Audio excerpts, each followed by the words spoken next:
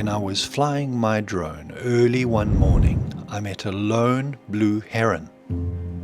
It allowed my little drone to approach it, but it was a little bit curious. The heron taught me that in life, sometimes it is good to be very still and patient. Just to stop and observe life very closely without making a sound.